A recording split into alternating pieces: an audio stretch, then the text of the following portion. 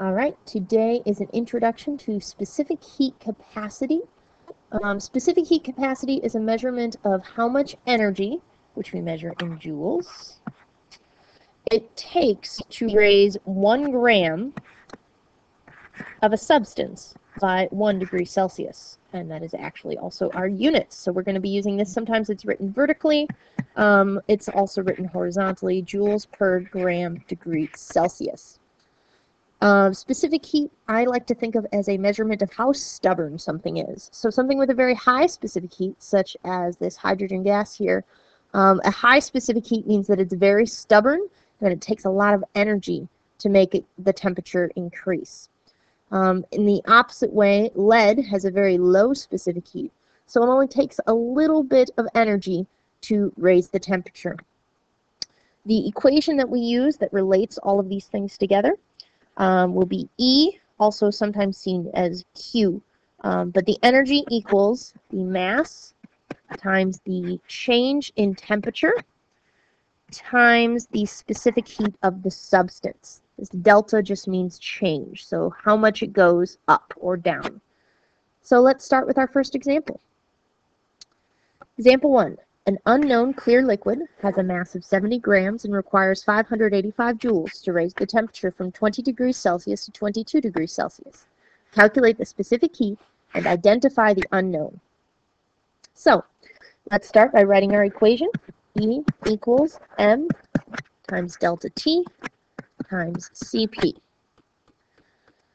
I like to think of my equations as a checklist, so I'm just going to go one at a time to see what we do and don't have. E is energy, and it is measured in joules. So I look in my equation. Oh, here we go. We have our energy right here, 585 joules. So I will fill that in. 585 equals. Mass is in grams. I see that right here. So we have 70. I'm going to go ahead and put that in parentheses. Delta T refers to the change in temperature. So our temperature changes from 20 to 22, which means it's going up 2 degrees. So I'm just going to fill in my 2 degrees Celsius here. The specific heat is actually what we've been asked to find, so I will leave that as my variable. So to simplify, I'm going to bring down the 585. 70 times 2 is 140 times Cp. In order to isolate the variable, I'm going to divide both sides by 140. If these two cancel, 585 divided by 140 gives me 4.178.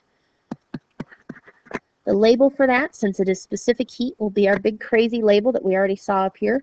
So it'll be joules per gram degrees Celsius. Okay, that's half of what they asked for. We have now calculated the specific heat. The other half is to identify the unknown. Since specific heat can be a unique physical property of elements that's pretty cool, we can use them. So we have a data table over here. Our specific heat we calculated was 4.178. If you look at the data provided, the closest one to that is certainly water, 4.18. Quick check, it is a clear liquid. Okay, so water makes a lot of sense. We can assume that that is indeed water. All right, one more example. Example 2, go ahead, pause your computer, give this a shot on your own, and then let's compare answers. Example 2, an unknown silver metal has a mass of 38 grams and requires 40 joules to raise the temperature from 30 to 35 degrees Celsius. Calculate the specific heat and identify the unknown. Again, I'm going to start with my equation. Energy equals the mass times the change in temperature times the specific heat. Let's see what we know. Energy is in joules. So we know that 40 joules will be underneath the E. Mass will be 38 grams. 38. I'm going to put that in parentheses for simplicity's sake. Our change in temperature, it changed from 30 to 35 degrees, so we know that is a positive 5.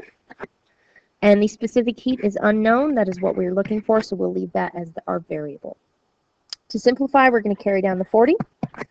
38 times 5 is 190 times our specific heat. Divide both sides by 190.